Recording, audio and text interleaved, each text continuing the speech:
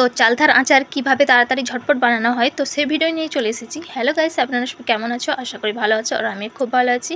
তো ভিডিওটা স্কিপ না করে অবশ্যই তোমরা দেখতে থাকো। তো চলো ভিডিওতে যাওয়া যাক। এই দেখো বন্ধুরা, চালতাটাকে খুব ভালোভাবে আমি ধুয়ে কেটে রেখেছি। তো ভাজা মশলার জন্য নিয়ে নিয়েছি শুকনো লঙ্কা, গোটা ধনে আর 5 ফোড়ন। তো কড়াই বস করে দিয়েছি। এই শুকনো কড়াতে 3টে উপকরণ খুব ভালোভাবে ভেজে নিতে হবে।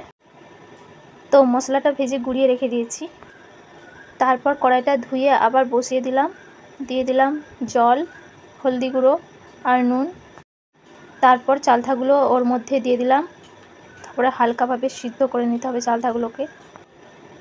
তো চালতাগুলো হালকা ঢেকে একটু সিদ্ধ করে নেবে, খুব বেশি সিদ্ধ করতে হবে না, খুব হালকাভাবে সিদ্ধ করে নিতে হবে। তারপর ঢাকাতে ঢেলে দেবে। তো জলটা ভালোভাবে ঝরে গেলে শিলনোড়াতে হালকা করে থেতো করে নেবে, যাতে মশলাটা ভালোভাবে ঢুকে যায়। তো এই দেখো আমি সবগুলোকে হালকা করে থেতো করে নিয়েছি। তো তারপর দেখো আমি কড়াই বসিয়ে দিলাম আবার। তার মধ্যে আবার তেল দিয়ে দিলাম। তার মধ্যে দিয়ে দিলাম তেজপাতা, কয়েকটা শুকনো লঙ্কা ছিঁড়ে দিয়ে দিলাম। তার মধ্যে দিয়ে দিলাম একটু গোটা 5 ফোড়ন। তো তারপর দিয়ে দেবো চালতাগুলো। ভালোভাবে নাড়াচাড়া করে নিলাম। ভালোভাবে একটু চালতাগুলো ওর সাথে ভালো করে ভেজে নিতে হবে, একটু হালকা লাল লালভাবে। তারপর এখানে পরিমাণ মতো নুন অ্যাড করে দেবে। আমি এখানে আচার বানানোর জন্য গুড় কিনে এনেছিলাম, তাই গুড়টাই দিচ্ছি। তোমরা যদি পারো তো চিনিও দিয়ে করতে পারো, কোনো অসুবিধা নেই। গুড়টা দেওয়ার পরে ভালোভাবে নাড়াচাড়া করে নিতে হবে।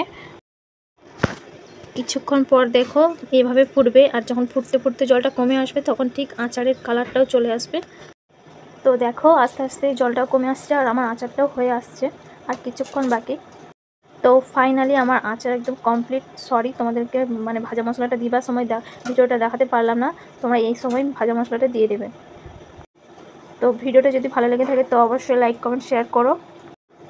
তো আজকের মতন বাই বাই।